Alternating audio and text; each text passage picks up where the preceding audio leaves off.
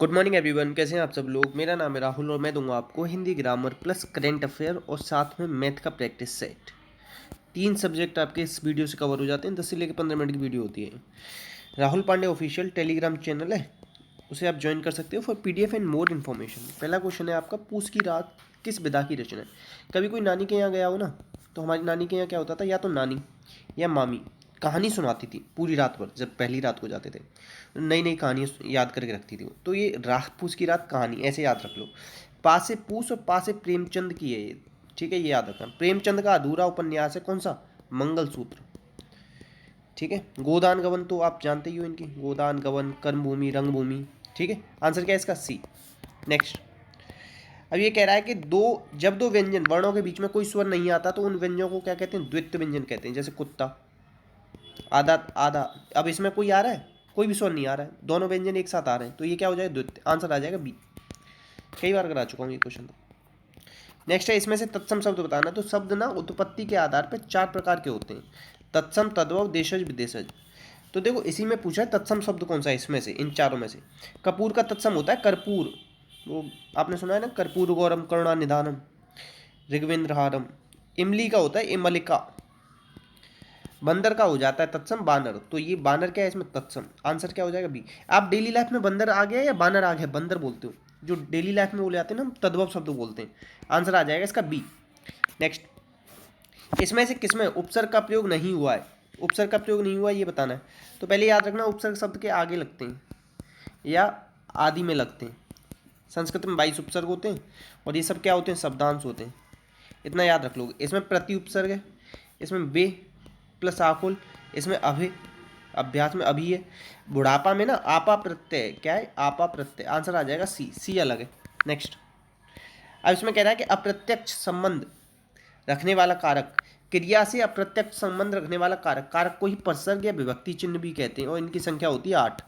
तो ये इसका अप्रत्यक्ष संबंध कौन रखता है, संबंध कारक। इसमें होता है काकी के रारी रे। संबंध संप्रदान में आता है के लिए, मगर कभी दान देने के सेंस में भी आते हैं ना, जैसे माँ गरीब को दान देती है तो को के जगह पे भी के लिए ही यूज होता है, ये भी याद रखना। अधिकरण में मैं पेपर और करण से, ये जुड़ाव के सेंस में होता है, ठीक है। आंसर क्या आ जाएगा इसमें, ए। नेक्स्ट, तत्पुरुष समास का कौन सा भेद नहीं, तो तत्पुरुष में दूसरा पद प्रदान होता है, ये याद रखना। समास का विलोम व्यास होता है, समास का अर्थ संक्षेप होता है। अब देखो तत्पुरुष समास ना 2 प्रकार का होता है, समानाधिकरण और व्याधिकरण। समानाधिकरण के अंदर आते हैं कर्मधारय और द्विग, और व्याधिकरण के अंदर आते हैं कारक चिन्ह। तो कारक चिन्ह होते 8 हैं, मगर तत्पुरुष समास में 6 कारक चिन्हों का यूज करते हैं। पहला और 8वां ये छोड़ देते हैं, तो प्रथम तत्पुरुष नहीं होता और 8वां नहीं होता, ये याद रखना। पूरा क्वेश्चन बता दिया, आंसर है। अच्छा लगा हो तो प्लीज़ यार कमेंट करके बता दिया करो। लाभालाभ, एक तो लाभालाभ और एक पता है क्या होता है, एक होता है धर्माधर्म। धर्माधर्म, ये 2 एग्जाम्पल याद रख लो। लाभ अलाभ का मतलब होता है लाभ या अलाभ। अलाभ मतलब क्या होता है, अलाभ, हानि। धर्म या अधर्म, इन दोनों में क्या होता है, द्वंद्व समास होता है, याद रखना। वैसे जैसे आपसे कहते हैं ना दिनों दिन, रातों रात, वो सब अव्ययीभाव में आते हैं। द्वंद्व समास में योजक चिन्ह का यूज होता है। इसके 3 भेद होते हैं, इतरेतर, समाहार, वैकल्पिक। आंसर क्या आ जाएगा इसका, बी। अब भाई समास में पूर्व पद प्रदान होता है या पहला पद प्रदान होता है और इसका बहुवचन नहीं बनता, और पंचगंगम टाइप के जो एग्जाम्पल होते हैं वो सब अव्ययीभाव में आते हैं। आंसर है इसका बी। नेक्स्ट, नेक्स्ट है, इसमें से किस वाक्य में संदेह अलंकार, अलंकार के प्रवर्तक कौन है, भामह। अलंकार का अर्थ होता है आभूषण। अब इन चारों को पढ़ो, इसमें से किस में संदेह दिख रहा है, यह मुख है या चंद्र है। आप कंफ्यूज हो रहे हो ना कि मुख है या चंद्र है, क्या है, तो यही संदेह अलंकार है। आंसर आ जाएगा डी। नेक्स्ट, डिबरी कैसे शब्द है, तो देखो देशज कुछ शब्द होते हैं, पगड़ी, लोटा, खिचड़ी, बार बार यूज होते हैं। और सबसे ज़्यादा पूछा जाता है तेंदुआ, झोंपड़ी, डिबरी। आंसर आ जाएगा ए। नेक्स्ट, संकर होता है 2 भाषाओं से मिलकर बने शब्द, जैसे रेलगाड़ी। जैसे रेल क्या इंग्लिश का शब्द है, गाड़ी हिंदी का हो गया, इस तरीके से संकर शब्द बनते हैं। आंसर है इसका ए। नेक्स्ट, अब ये कह रहा है रचना के आधार पर संज्ञा कितने प्रकार की होती है। कई बार बताया ना, अर्थ के आधार पर होती है 5 प्रकार की, रचना या उत्पत्ति के आधार पर होती है 3 प्रकार की। व्यक्ति, जाति, भाव, ये होती हैं। फिर अर्थ के आधार पर ना समुदाय और द्रव्य, ये जाति में से निकल आती है, इस तरीके से होती है। आंसर है इसका बी। अच्छा, ये पूछेगा कि लिंग का निर्धारण किसके द्वारा होता है, तो संज्ञा, ये याद रखना। आंसर आ जाएगा बी। नेक्स्ट, इसमें से बताना है कौन सा विशेषण का भेद नहीं। विशेषण के 4 भेद होते हैं, कौन कौन से, संख्यावाचक, संख्यावाचक और गुणवाचक, संख्यावाचक, परिमाण और सार्वनामिक। ठीक है, अब देखो इसमें परिणाम बोला ना मैंने, परिमाण बोला, मगर इसने परिणाम लिख दिया। परिणाम नहीं होता, परिमाणवाचक होता है। आंसर आ जाएगा सी। सी ये भेद नहीं होता, परिमाण होता है। नेक्स्ट, नाम धातु क्रिया का उदाहरण बताना है। तो देखो नाम धातु क्रिया किसमें, संज्ञा, सर्वनाम या विशेषण से बनती है, ये याद रखना। अब देखो लिखवाना, ये लिखने से बनी है, ये तो क्रिया से बनी है, तो ये नहीं होगा। हंसवाना हंसने से बनी है, तो ये भी नहीं होगा। गरमाना, गरमाना गरम से बना है। गरम क्या है, विशेषण। जब विशेषण संज्ञा या सर्वनाम से बनती है ना, तो वो नाम धातु होती है। तो ये क्या हो जाएगा, सी। अब देखो लिखवाना, हंसवाना, ये क्या है, प्रेरणार्थक क्रियाएं। कौन सी, प्रेरणार्थक। जब आप खुद काम और किसी से कराओ, करता खुद ना करे। आंसर आ जाएगा सी। यह कठोर परिश्रम करता है ताकि टेट में पास हो जाए। वाक्य ना अर्थ के आधार पर 8 प्रकार का होता है, रचना के आधार पर 3। कौन कौन सा, सरल, संयुक्त, मिश्र। मैंने बताया आपको की आ जाए या जो आ जाए, तो ये किस में आएगा, ये आएगा आपका मिश्र में। तो देखो की आ रहा है, तो आंसर क्या आ जाएगा, बी। सरल में क्या होता है, एक उद्देश्य एक विधेय। मिश्र में किंतु परंतु और एवं इसलिए बनना, आंसर आ जाएगा बी। नेक्स्ट, इसमें बताना है भाववाच्य। तो देखो वाच्य 3 होते हैं, कृतवाच्य, कर्मवाच्य, भाववाच्य। भाववाच्य में क्रिया हमेशा अकर्मक आएगी। कैसी आएगी, अकर्मक। तो देखो पुस्तक कर्म है, पत्र कर्म है, इसने या गाती होगी, कुछ ना कुछ तो गाती होगी ना। मुझसे चला नहीं जाता, क्या नहीं, तो इसमें कोई भी क्या नहीं, कर्म। तो आंसर क्या आ जाएगा, ए। और वैसे भी ना नकारात्मक भाव आता है, क्या आता है, नकारात्मक भाव आता है भाववाचक में। आंसर आ जाएगा ए। क्योंकि यार अच्छी लग रही हो वीडियो तो प्लीज़ लाइक वाइक कर दिया करो, एक कमेंट कर दिया करो। कौन सा सदैव एक वचन में प्रयोग होता है। तो देखो पुलिस आ गई, पुलिसें आ गई कभी बोलते हो नहीं, चाहे एक आए चाहे 50 आए, तो पुलिस आ गई यही बोलते हो। आंसर आ जाएगा सी। आंसर क्या आ जाएगा, सी। अब देखो ये दर्शन लिख रहा है, दर्शन हुआ, हस्ताक्षर हुआ, ठीक है, प्राण, होश, ये सब क्या होते हैं, नित्य बहुवचन, नित्य बहुवचन में आते हैं। ठीक है, आंसर क्या आ जाएगा इसका, सी। पुलिस एक वचन में आती है, जनता भी आती है एक वचन में। देखो राधा गाती होगी, होगा, होगी, ये सब किस में आते हैं, संदिग्ध में। अब पूर्ण में क्या आता है, रहा, क्या आता है, रहा है। आंसर क्या आ जाएगा, सी। अच्छा एक चीज़ और याद है, वर्तमान काल के 5 वेद होते हैं और भूतकाल के कितने वेद होते हैं, 6। नेक्स्ट, नेक्स्ट आप देखो इसमें कह रहा है कि चितवन चारु भ्रकटी वर्ग बाकी, तिलक रेख शोभा जन चाकी। तो देखो जन जानू मन मानू जनू मनू, ये सब किस में आते हैं, उत्प्रेक्षा अलंकार में आते हैं। ठीक है, उपमा में आते हैं सासी से सरिस सम जैसा जैसे। रूपक में क्या आते हैं, चंद्र खिलौना, खिलौने को क्या मान लिया, चंद्र। ठीक है, तो आंसर क्या आ जाएगा इसका, सी। नेक्स्ट, अब देखो ये द्विवेदी युग कह रहा है। तो देखो सबसे पहले आया था भारतेंदु युग 1850 से, भारतेंदु आ रहा है ना आखिरी में, तो दा से फिर इनके बाद किसका शुरू होता है, 1900 से, ये हो गया भारतेंदु। उनके बाद क्या आता है, छायावाद। तो आंसर क्या आ जाएगा इसका, ए। ये है द्विवेदी युग, ये है छायावाद, और ये क्या है, भारतेंदु। आंसर क्या आ जाएगा, ए। नेक्स्ट, अब इसमें कह रहा है ता के बाद कौन सा वर्ण आता है, तो त, थ, द, ध, न। अब देखो ये ता किससे बोला जाता है, दंत से बोला जाता है, ये भी याद रखना। तो आंसर क्या आ जाएगा, ये। मगर ये कह लेता ना, हिंदी वर्णमाला की जगह लिख देता शब्दकोश। क्या लिख देता, शब्दकोश। शब्दकोश जानते हो क्या, डिक्शनरी। तो उसमें ता के बाद त्रा आता है, तो फिर आंसर क्या हो जाता है, ए। याद रखना दोनों अलग अलग चीजें। आंसर क्या है इसका, बी। ठीक है, नेक्स्ट, अनुराग का उचित विलोम बताना, तो अनुराग विराग, अनुराग विराग, सी। नेक्स्ट, दो पर्वतों के बीच की भूमि को क्या कहते हैं, तो इसे क्या कहते हैं बताओ, घाटी। क्या कहते हैं, घाटी। अच्छा दो पर्वतों के नीचे की भूमि, नीचे की भूमि होती है उपत्यका, ऊपर की भूमि क्या होती है, आदित्यका, आदित्यका। आंसर क्या आ जाएगा इसका, बी। नेक्स्ट, बहुत बार पूछा जा रहा है क्वेश्चन, कभी घन घना, कभी मुट्ठी भर चना, कभी वह भी मना, तो लोकोक्ति का सही बताना। तो देखो हालत के हिसाब से तो मनुष्य के शब्द नहीं एक जैसे नहीं होते। तो अगर आपके आज दिन बेकार चल रहे हैं ना, तो याद रखना कि बंद घड़ी भी ना दिन में 2 बार सही टाइम बताती है, तो आपका भी दिन अच्छा आएगा, भरोसा रखना। नीचे दिए गए शब्दों में भिन्न अर्थ वाला बताना है। तो देखो उषा, प्रभात और भोर, सवेरा, ये सब सुबह के होते हैं पर्यायवाची, दिन अलग है। आंसर क्या आ जाएगा, बी। नेक्स्ट, शुद्ध वर्तनी बतानी है। तो देखो सकुश हमेशा ना या तो कुशल पूर्वक लिखो या सकुशल लिखो, ये सा और पूर्वक एक साथ नहीं आते, याद रखना ये। अब देखो निर्देशन, ने देखो लिख के बताता हूँ, निर्देशन, निर्देशन, ये तो होगा नहीं, निर्दर्शन या निदर्शन, निदर्शन, निदर्शन होगा, निर्देशन नहीं है, निदर्शन है। आंसर आ जाएगा बी, बी सही है, निदर्शन। देखो जहाँ रा बोला जाएगा ना उससे अगले वाले पे चढ़ जाता है, ये चीज़ याद रखना। अब देखो ये जो इसे ऊपर वाले को ना रेफ वाला रा कहते हैं, और ये आधा रा होता है, और ये ना तत्सम में यूज होता है, ये भी याद रखना।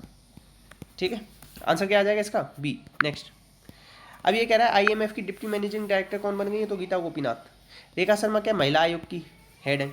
हर्षवंती ये माउंटेनियरिंग फाउंडेशन की हेड बनी थी। आंसर क्या आ जाएगा इसका? बी। नेक्स्ट। अब देखो ये कह रहा है फॉर्च्यून इंडिया 2021 में 50 शक्तिशाली भारतीय महिलाओं की लिस्ट जारी की है, पहले स्थान पर निर्मला सीतारमण। ठीक है, आंसर क्या आ जाएगा? ये कौन है अपनी? ये फाइनेंस मिनिस्टर। अच्छा, मंत्री कौन है अपना? बताओ, ये आप लोग बताना, रक्षा मंत्री कौन है? नेक्स्ट। ये कह रहा है कि किसने वर्ल्ड एथलेटिक्स से women of world of the year का अवार्ड जीता है? तो ये जीता अंजू बॉबी जॉर्ज। सी। आंसर आ जाएगा सी। नेक्स्ट। विश्व विकलांगता दिवस। देखो ट्राई वो देखिए आपने, 3 पहिए वाली गाड़ी पे बैठते हैं ना ये डिसेबल लोग मोस्टली। अब ऐसा मत करना कि कुछ आहत हो जाओ, मैं बस याद कराने की ट्रिक बता रहा हूँ। तो 3 पहिए वाली गाड़ी से याद रख लेना, 3 दिसंबर। आंसर आ जाएगा सी। अच्छा, पर्यावरण से रिलेटेड एक दिवस मनाया था ना 2 दिसंबर को, कौन सा था ये बताना आप। आंसर आ जाएगा इसका सी। नेक्स्ट। एक सेकेंड। नेक्स्ट है G20 ट्रोयका में कौन सा शामिल हुआ? तो देखो G20 की 2020 की अध्यक्ष कौन था बताओ? सऊदी अरब। 2021 का कौन है? इटली। अब 2022 का कौन हो जाएगा बताओ? इंडोनेशिया। 2023 का इंडिया। ये कई बार क्वेश्चन आ रहा है कि इंडिया अध्यक्षता कब करेगा, तो 2023। एक स्टैटिक क्वेश्चन याद रख लो। तो कौन शामिल हुआ है इसमें? इंडिया। अब ट्रोयका में कौन कौन है? 3 है, इटली, इंडोनेशिया, इंडिया। आंसर आ जाएगा बी। नेपाल में ना माउंट एवरेस्ट को, जिसकी 8848 हाइट है, उसे सागर माथा कहा जाता है। बहुत बार क्वेश्चन आता है। मैत्री अभ्यास हम किसके साथ करते हैं? श्रीलंका के साथ। और इसके साथ बांग्लादेश के साथ संप्रीति करते हैं, ये भी याद रखना। नेक्स्ट। अब देखो भारतीय पर्यटन विकास निगम का अध्यक्ष बनाया गया संबित पात्रा। ये बीजेपी की तरफ से डिबेट में हिस्सा लेते हैं, वो हैं, याद रखना। आर हरि कुमार कौन है? Navy chief. नेवी डे कब मनाते हैं? 4 दिसंबर, ये भी याद रखना। नेक्स्ट। अब देखो अंतर्राष्ट्रीय व्यापार के 40वें संस्करण में किसने स्वर्ण पदक जीता? तो बिहार। किसने जीता? बिहार। आंसर आ जाएगा ए। आंसर क्या आ जाएगा? ए। अच्छा, बोरा केव्स कहाँ है? बोरा केव्स आंध्र प्रदेश में। और लेपाक्ष मंदिर, ये भी आंध्र प्रदेश में। उड़ीसा में नुआखाई उत्सव मनाया जाता है, ये भी याद रखना। कान्हा नेशनल पार्क कहाँ है? मध्य प्रदेश में। ठीक है। और चंदेल शासकों ने राज्य कहाँ किया था? ये किया था मध्य प्रदेश में। आंसर आ जाएगा ए। नेक्स्ट। ये कह रहा है कि 6 दिसंबर को मैत्री दिवस किसके साथ मनाते हैं? देखो मैत्री अभ्यास हम थाईलैंड के साथ करते हैं, मगर ये मैत्री दिवस किसके साथ मनाते हैं? बांग्लादेश। क्योंकि 1971 में जब आज़ाद कराया था ना बांग्लादेश इंडिया ने, तब की घटना की वजह से मनाते हैं। आंसर है इसका बी। आंसर क्या है? बी। नेक्स्ट। अभी देखो 2017 से 19 का 7वां MS स्वामीनाथन पुरस्कार किसने जीता है? तो बी प्रमोद कुमार। ये क्या है? हरित क्रांति के जनक हैं। ठीक है। और एक ये क्या है? इंडिया के हरित क्रांति के जनक हैं, ये भी याद रखना। 1966 से स्टार्ट हुई थी हरित क्रांति। हाई यील्ड वेराइटी वाले बीज का यूज करके हम ना, पहले हम लोगों के पास अनाज नहीं होता था, फिर इनकी वजह से हमारा देश अनाज अच्छा उगाने लग गया। एक है नॉर्मल बोरलॉग।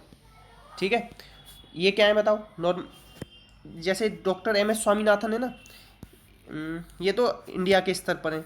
इंटरनेशनल स्तर पर कौन है? चलो वो मेरे दिमाग से थोड़ा सा ना उतर रहा है, बाद में बता दूंगा। आंसर है इसका बी। आंसर क्या है? बी। इतना याद रखो बस। अच्छा, नेक्स्ट क्वेश्चन है। अब ये देखो मैथ का क्वेश्चन है। अब देखो एक इक्वेशन, 2 इक्वेशन है 2, और वेरिएबल कितने? A B C 3। जब वेरिएबल 3 इक्वेशन 2 हो तो एक को 0 मान लेना। जैसे मैंने C बराबर 0 मान लिया, किसी को भी 0 मान सकते हो आप, जिसको चाहो। अब A + B बराबर कितना बचा? 8। अब इसमें C को 0 मान लो तो ये 0, ये 0। A × B बराबर क्या बचा? 12। तो अब वैल्यू रखो, कुछ भी रख के देखो कि जिसका गुणा करने पे 12 और जोड़ने पे 8 है, तो ये आएगा 6 और 2। तो ए की वैल्यू चाहे 2 मान लो चाहे 6 मान लो। 6 + 2 कितना हो गया? 8। 6 दूनी क्या हो गया? 12।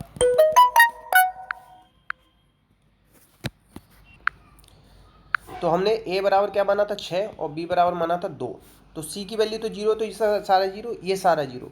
तो 6 6 36 के 216, और 2 का क्यू 8। तो वैल्यू क्या आ जाएगी आपकी? डी। इस तरीके से आप एक किसी को 0 मान के कर सकते हो इस क्वेश्चन को। नेक्स्ट।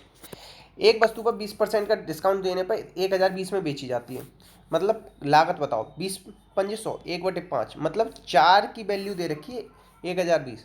तो कितनी बार जाएगा? 4 का 225 बार। तो 5 में 225 का करो, 5 में 25, 2, 5 10 और 2 12, हाथ लगा 1, 5 10 और 1 11। तो 1025 पे अगर 199 की छूट दोगे तो कितने की बिकेगी? 199 की छूट दो, तो 15 में से 9 हो गया तो कितना बचा? 6। तो आंसर पीछे सब में 6 आ रहा है। अब देखो 11 में से 9 हो गया तो कितना बचा? 2। 9 2 11। ठीक है। और देखो दोबारा बताता हूँ। अभी देखो 20% की छूट दे रहा है, तो ये 1020 जो है ना, ये 80% की वैल्यू है। अब ये अगर मैं 100% की वैल्यू निकालूँ, कैसे निकाल? 1 0 से 1 0 गई। ठीक है। 8 एकम 8, और बच कितना क्या? 2 22। एक काम करो, 100 को काटो, दोबारा करते हैं। 1020, 20% की छूट दी तो मतलब 80% बेच रहे हैं, तो 100% की वैल्यू बतानी। ये इससे जीरो गया, 2 चौक 8, 2 पंजे 10। अब 4 से काटो इसे, तो 4 दूनी 8, 22, 4 पंजे 20, 4 पंजे 20। अब इन दोनों का गुणा कर लो, 5 25, 2 5 25 और 2 27, 2 5 10 और 2 12, 1275 में से 199 की छूट दे दी, तो कितना बचा आखिरी में? 6। यहाँ कितना बच गया? 6, तो 16 7, और यहाँ कितना बच गया? 1 0 1, तो आंसर क्या आ गया? 1076। 1000 कितना है? 9 10, हाँ 76, आंसर आ जाएगा बी। इस तरीके से कर, मतलब ये 20% की वैल्यू दे रखी है, 100% की वैल्यू निकाल के उसमें से इतना घटाना है बस। नेक्स्ट, अब देखो 600 रुपये की कीमत में 3 शर्ट और खरीदी, 2 मुफ्त मिल गई। मतलब कल भी बता रहा था ना, 5 पे आपको 2 मुफ्त मिल गई, तो कितना परसेंट की छूट मिल गई? 20 बार गया तो 20 दूनी 40% की, आंसर आ जाएगा सी। नेक्स्ट, अभी देखो ये कह रहा है कि दो संख्याएं तीसरी संख्या से क्रमशः, तीसरी संख्या मान लो 100, 100 से 37% कम है, 37% कितना हो गया? पहली संख्या हो गई 63, दूसरी कितनी हो जाएगी? 70।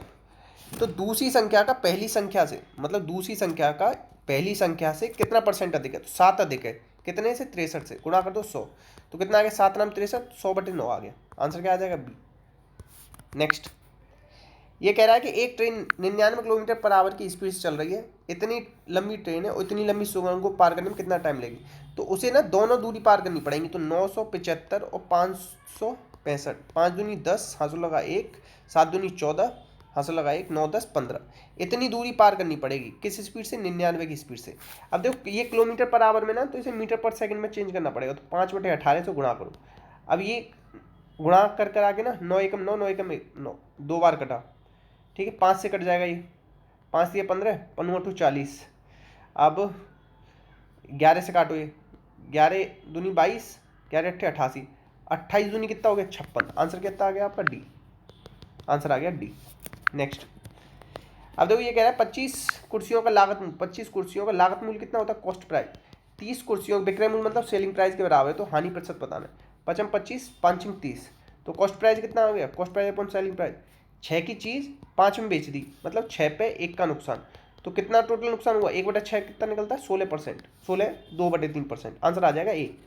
नेक्स्ट, अब इसका सॉल्यूशन देना है, तो 12 का स्क्वायर कितना होता है? 144 प्लस 16 गुणा 3 माइनस 20/4, तो 16 थी 48, 4 पंजे 20 माइनस 5 144 प्लस, तो 5 गए तो 43, 144 और 43 कितना हुआ? 4 3 7, 4 4 8, 187, आंसर क्या आ जाएगा? बी, आंसर आ जाएगा बी। नेक्स्ट, इतने क्वेश्चन थे, तो प्लीज़ शेयर करना, सपोर्ट करना, वीडियो अच्छी लगी हो तो लाइक करना। देखो बहुत सारे आपके लिए ना हिंदी के अच्छे अच्छे क्वेश्चन छांट के लाया आज में, तो प्लीज़ ज़्यादा से ज़्यादा सपोर्ट करो, मैसेज करो, कमेंट करो, उसे ना थोड़ा सा मोटिवेशन मिलता है। इसी के साथ अपना को ध्यान रखना। जय हिंद, जय भारत।